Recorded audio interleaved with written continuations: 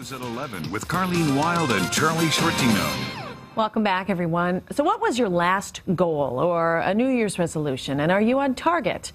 Well, if not, we're going to find out why this morning. We're back with our life coach, Pat Barone of Catalyst Coaching this morning. We all have goals of some capacity, whether or not it's to lose weight, get back in shape, career change. I saw a friend trying to make that decision this morning on Facebook. What is the main reason that we falter in reaching those goals, in your opinion? It's actually heartbreaking when we have a goal and we can't get to it, right? It's sabotage. That's the primary reason why people don't get where they want to go. And it's self-sabotage. We tend to do it to ourselves. And you have a number of very specific reasons. Yes, well, it comes out in a lot of different ways. For one, it could be procrastination and perfection.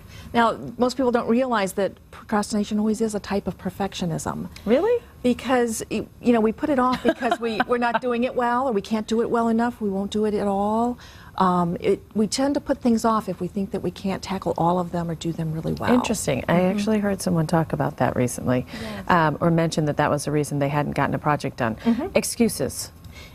If we all sat down and wrote all of our excuses down, we would probably be writing for days. I mean, we can come up with an excuse for just about anything. It's amazing. But excuses are a big form of self-sabotage that can really get in your way. Okay, pretense or denial. You pretend for a little while that something doesn't bother you, or you pretend you like your job, or you pretend that the weight isn't coming back, and yet if you pretend long enough, it becomes denial. It doesn't change the problem, but it's just that we wind up in a state of denial with it. Overworking and overthinking. Yes, overworking is very, very common. If you're not, you can work yourself to death toward a goal, but if you're not working in an effective way, if you're not working on something that really has impact on your goals, then it's just overworking.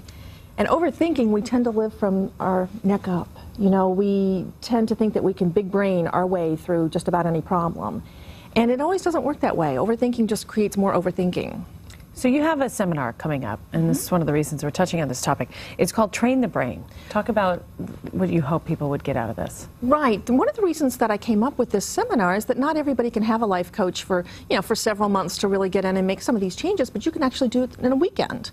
By coming in and just working, we discover all those subconscious thought patterns. Now, if they were conscious, it wouldn't be a big deal, but they're subconscious, so we need to really find them. Find out what the thought patterns are. And then you really work on making a connection between those thoughts and what your outcome has been in the past. Set new goals, and then of course you go even further to create new thought patterns that are actually going to help you out. A belief system. So you essentially are reprogramming. Right. It's like the brain is the computer, and you have to put in some software to run it. For people that continually have goals, and I was even laughing about one that I have and will never realize, but now see that thought pattern we could work on. Right. I'll never realize it. What would your main point that you would leave people with? Well, you have to go in, and that's the first part of the seminar. You have to go in and look at the goal again and make sure it's one that you really want. If you're stacking up a lot of reasons not to get there, there may be some disconnect going on, and again, the thinking patterns are so important. Okay, you're doing this program because you're also celebrating a goal that you've achieved and been able to achieve for years, and I'm getting a wrap, so real quickly. I am celebrating 10 years at my current weight after losing over 70 pounds, and I had to do a lot of changing of thinking patterns in order to do that. It only happens for about 1% of the time that you can keep the weight off. So in order to celebrate, I'm creating some scholarships for this seminar, and we're actually going to celebrate at the seminar. So it's going to be really fun. Okay, we've got all the information for Train the Brain seminar on our webpage, NBC15.com. Pat, thanks. Congratulations to you, and a great number of reminders here for us. Thanks. We'll be right back.